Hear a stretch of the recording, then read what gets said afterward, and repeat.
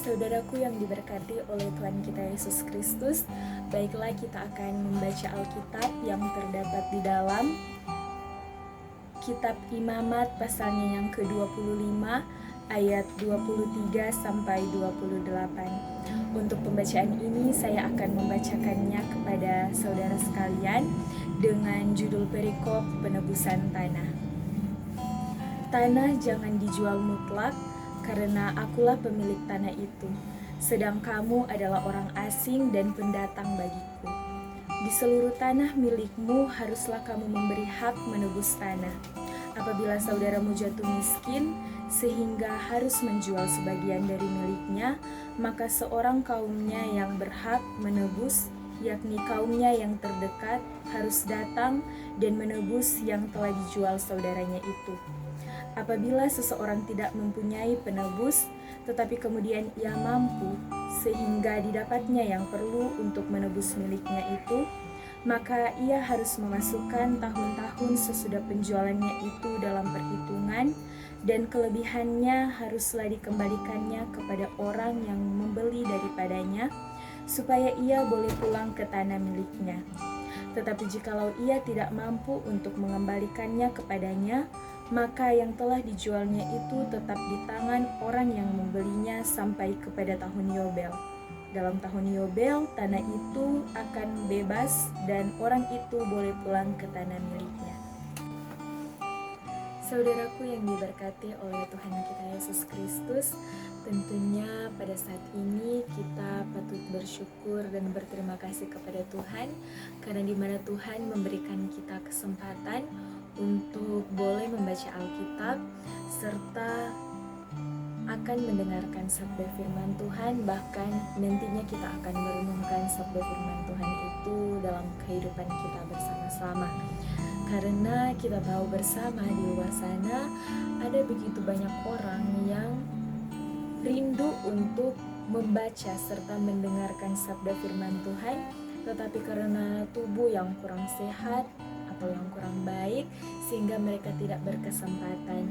Begitu pula sebaliknya, di mana ada orang-orang yang memiliki kesempatan, tetapi mereka terhalangi dengan hal-hal yang mungkin masuk dalam kesibukan mereka. Maka dari itu kita patut mengucap syukur dan berterima kasih kepada Tuhan karena kita diberikan kesempatan yang indah ini. Saudaraku yang diberkati oleh Tuhan kita Yesus Kristus, manusia pada dasarnya tidak dapat terlepas dari tanah, karena manusia berawal dari tanah dan juga akan berakhir di tanah. Di dalam kehidupan kita, tentunya kita memerlukan tempat tinggal, karena tempat tinggal adalah tempat untuk kita dapat berlindung dan dapat hidup aman. Seperti halnya dalam pembacaan kita, di mana bangsa Israel tentunya memerlukan tempat untuk mereka tinggali atau tanah untuk mereka tinggali sebagai tempat untuk mereka berlindung. Bahkan bukan hanya untuk mereka berlindung, melainkan tanah itu menjadi sumber ekonomi dari bangsa Israel untuk dapat bertahan hidup. Allah dalam hal ini berperan sebagai pemilik tanah, sedangkan bangsa Israel adalah pendatang atau orang asing yang hidup bergantung kepada Allah. Bisa kita baca di dalam ayatnya yang ke-23, di mana dikatakan bahwa akulah pemilik tanah itu, sedang kamu adalah orang asing dan pendatang bagiku. Dalam pembacaan ini juga menyinggung mengenai hidup kekeluargaan, yaitu hanya saudara yang dapat menebus tanah yang telah dijual saudaranya. Karena jika tidak, maka tanah itu tidak akan dikembalikan kepada pemiliknya. Aturan ini adalah aturan yang diberikan oleh para imam, agar ketika tahun Yobel, yaitu tahun pembebasan tiba, maka semua hak milik tanah harus dikembalikan kepada pemiliknya yang pertama. Perlu kita perhatikan juga pada tahun Yobel ini memiliki beberapa maksud. Selain daripada tanah yang diberikan kepada pemilik pertama, yaitu lewat tahun Yobel ini keberlangsungan hidup ekonomi setiap orang akan terjamin karena masing-masing memiliki hak untuk mengelola tanahnya sendiri setelah saudaranya menebusnya. Sehingga bukan hanya dapat ditinggali, tetapi mereka juga dapat bekerja atau dapat mengusahakan tanah itu. Selain itu juga di sini nampak solidaritas antar keluarga yang menunjukkan kepedulian dari saudara bersaudara. Saudaraku yang diberkati oleh Tuhan kita Yesus Kristus, kita juga bisa melihat dalam pembacaan ini menunjukkan bahwa dalam kehidupan kita tidak ada yang bisa saling merendahkan, baik orang yang kaya terhadap yang miskin, karena Allah adalah yang memiliki semua tanah, atau bukan cuma tanah tetapi semua isi dunia ini, dan bukan manusia yang memilikinya.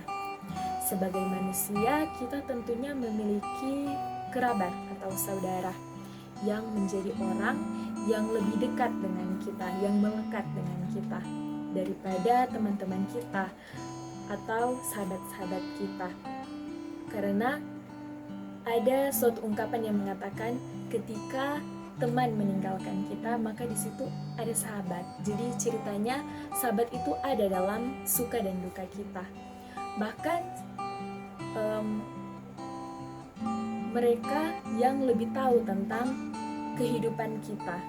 Jadi di antara sahabat dan keluarga, yang lebih dekat adalah keluarga. Nah, kepercayaan adalah salah satu hal yang sangat menopang hubungan antara keluarga. Selayaknya pula kita kepada Allah. Kita harus percaya bahwa Allah akan membantu kita baik itu lewat cara apapun. Begitu pula dengan saudara, yang seperti sudah saya jelaskan tadi, di mana saudara tetap ada dalam suka maupun duka.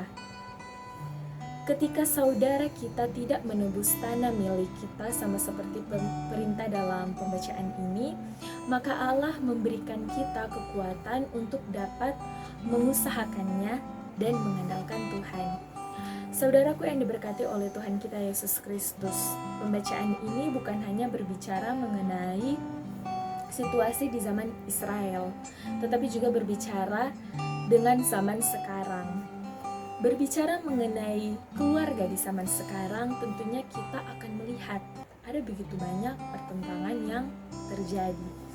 Entah hal yang kecil ataupun hal-hal lain yang dapat memicu terjadinya pertentangan, apalagi berhubungan dengan tanah.